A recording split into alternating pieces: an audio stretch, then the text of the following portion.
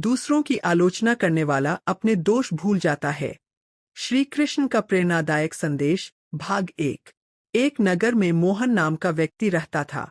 वह पढ़ा लिखा था, लेकिन उसकी एक आदत थी, वह हर किसी में कमी निकालता था। कोई देर से आए तो कहता, देखो कितना लापरवाह है। कोई गलती कर दे तो कहता, आजकल लोगों में जिम्मेदारी ही नहीं रही। धीरे धीरे लोगों ने उससे दूरी बनानी शुरू कर दी।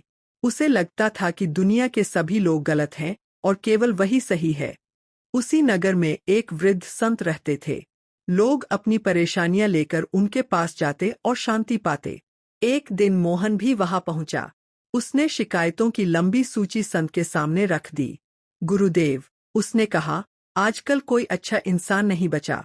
हर कोई स्वार्थी, झूठा और गलत है। संत मुस्कुराए। उन्होंने कोई उत्तर नहीं दिया। अगले दिन सुबह मोहन को फिर बुलाया। उन्होंने एक साफ दर्पण उसके हाथ में दिया और कहा, पहले इसमें अपना चेहरा देखो।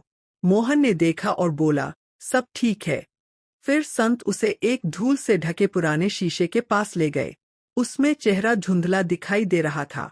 संत बोले, जब दर्पण पर धूल जम जाती है तो सामने वाला साफ दिखाई नहीं देता।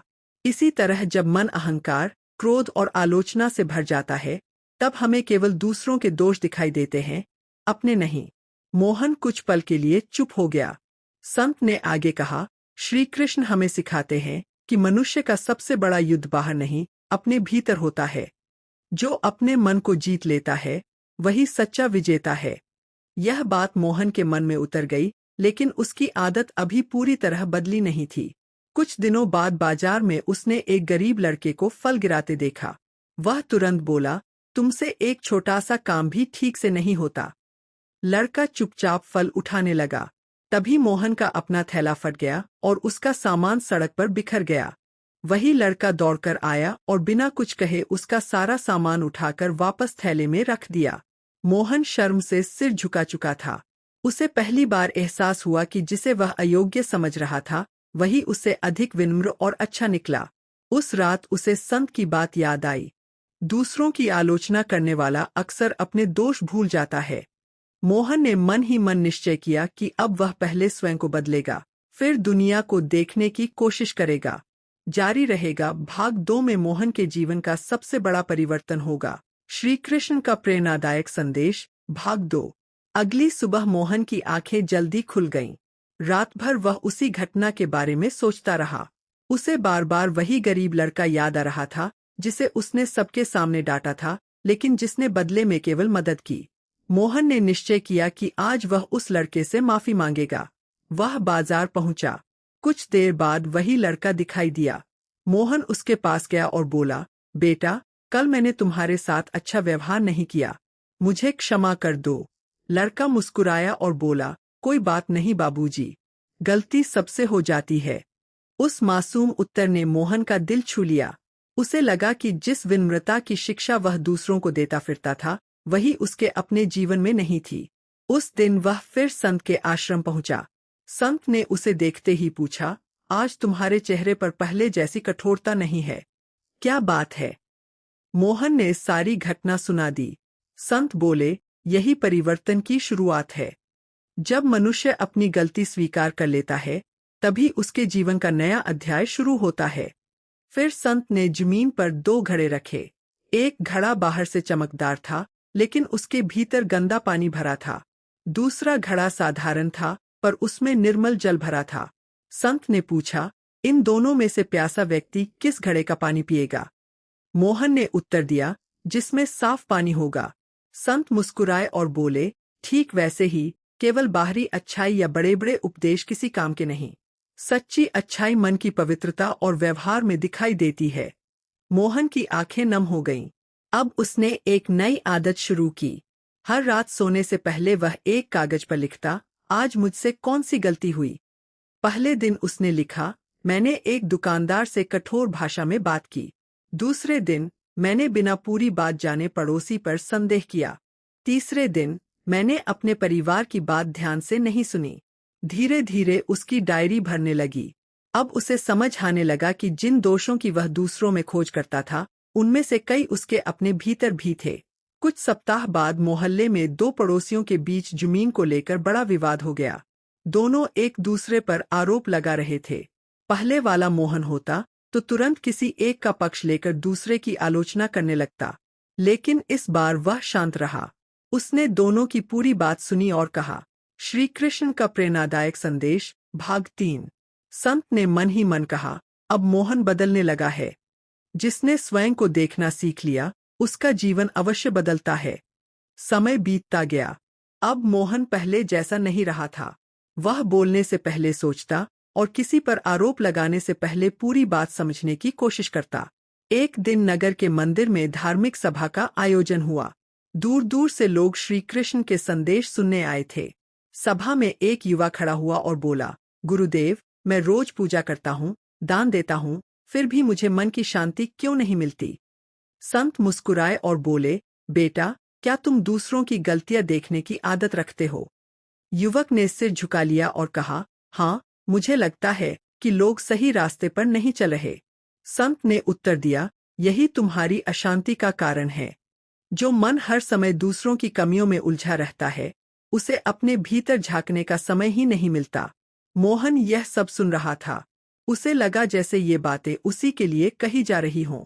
सभा समाप्त होने के बाद वह संत के पास गया और बोला, गुरुदेव, अब मैं समझ गया हूँ कि मैं वर्षों तक दूसरों को सुधारने में लगा रहा, लेकिन स्वयं को भूल गया। संत ने कहा, श्री कृष्ण का संदेश यही है, अपने कर्मों पर ध्यान दो।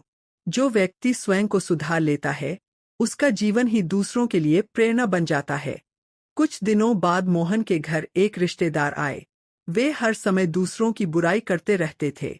पहले मोहन भी ऐसे लोगों के साथ बैठकर घंटों आलोचना करता था, लेकिन इस बार उसने मुस्कुराकर कहा, आइए, आज किसी की बुराई नहीं, किसी की अच्छाई की बात करते हैं। रिश्तेदार चौंक गए। उन्होंने पूछा, तुम इतने बदल कैसे गए? मोहन ने शांत स्वर में कहा, जब तक मैं दूसरों के दोष गिनता रहा, मेरे अपने दोष बढ़ते रहे।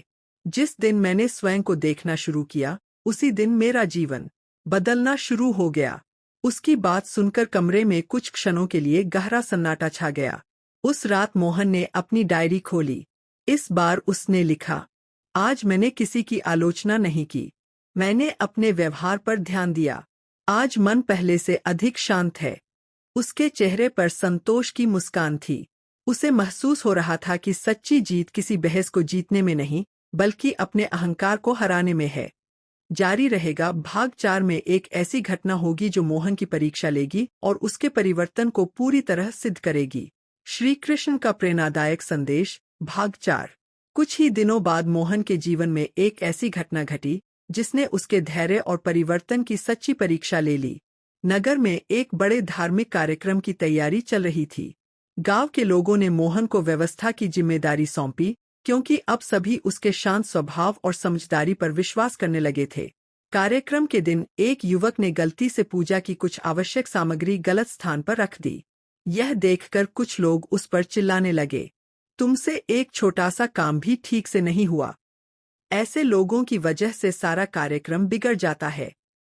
पहले का मोहन होता तो शायद सबसे पहले वही उस युवक की आलोचना करता, लेकिन आज वह आगे बढ़ा और बोला, रुकिए, गलती हुई है, लेकिन गलती करने वाला इंसान है, दुश्मन नहीं।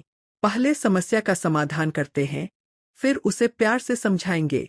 मोहन की बात सुनकर सभी शांत हो गए। उसने स्वयं सामग्री सही स्थान पर रखी और कार्यक्रम बिना किसी बाधा के संपन्न हो गया। कार्यक्रम के बाद वह युवक मोहन के पास आया। उसकी आंखों में आंसू थे।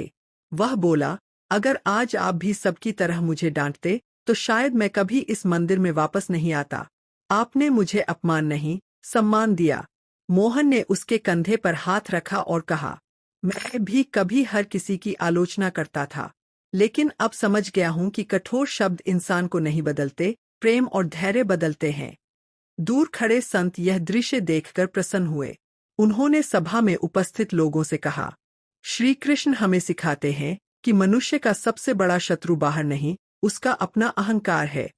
जो अपने अहंकार पर विजय पा लेता है, वही दूसरों के प्रति दया, क्षमा और करुणा का भाव रख सकता है। सभा में बैठे सभी लोग ध्यान से सुन रहे थे। संत ने आगे कहा, जब हम हर समय दूसरों के दोष देखते हैं, तब हमारा मन अशांत रहता है। लेकिन जिस दिन हम अपने दोषों को पहचानना शुरू कर देते हैं, उसी दिन आत्मज्ञान का मार्ग खुल जाता है। मोहन ने विनम्रता से संत के चरण स्पर्श किए। उसने कहा, गुरुदेव, अब मुझे समझ आ गया है कि किसी को नीचा दिखाकर कोई ऊंचा नहीं बनता। सच्ची महानता दूसरों की गलतियों पर हंसने में नहीं, बल्कि उन्हें संभालने में है। संत मुस्कुराए और बोले, यही श्री कृष्ण की शिक्षा का सार है। स्वयं को सुधारने में लगा रहता है, वही संसार के लिए प्रकाश बन जाता है। उस दिन के बाद नगर के लोग मोहन को उसके ज्ञान के कारण नहीं, बल्कि उसके विनम्र व्यवहार के कारण सम्मान देने लगे। मोहन ने अनुभव किया कि आलोचना से रिश्ते टूटते हैं, जबकि करुणा और आत्मचिंतन से जीवन बदल जाता है। जारी रहेगा भाग 5 में इस कहानी का प्रेरणादायक समापन और श्री कृष्ण का अंतिम संदेश मिलेगा। श्री कृष्ण का प्रेरणादायक संदेश भाग 5 अंतिम भाग। समय के साथ मोहन का जीवन पूरी तरह बदल चुका था। जो व्यक्ति कभी हर समय दूसरों की गलतियां गिनाता था, वही अब लोगों को धैर्य, विनम्रता और आत्मचिंतन का महत्व समझाने लगा था। एक दिन संत ने पूरे नगर के लोगों को मंदिर में बुलाया। सभी उत्सुक थे कि आज संत क्या संदेश देंगे। संत ने सभा की शुरुआत करते हुए कहा, आज मैं कोई उपदेश नहीं दूंगा। आज मेरे स्थान पर मोहन आप सबसे बात करेगा। यह सुनकर मोहन चौंक गया। उसने कभी नहीं सोचा था कि एक दिन उसे लोगों के सामने बोलने का अवसर मिलेगा। वह धीरे धीरे मंच पर पहुंचा और हाथ जोड़कर बोला, भाइयों और बहनों, कभी मैं भी यही सोचता था कि दुनिया के सभी लोग गलत हैं और केवल मैं सही हूँ। मैं हर किसी की आलोचना करता था। मुझे लगता था कि मैं दूसरों को सुधार रहा हूँ, लेकिन वास्तव में मैं अपने ही दोषों को छिपा रहा था। सभा में गहरा सन्नाटा छा गया।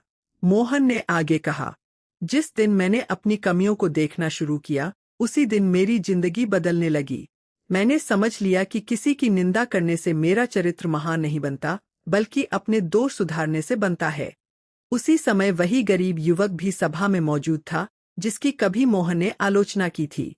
मोहन उसके पास गया और सबके सामने कहा, यदि उस दिन तुम मुझे क्षमा करते, तो शायद मैं आज भी अहंकार में जी रहा होता।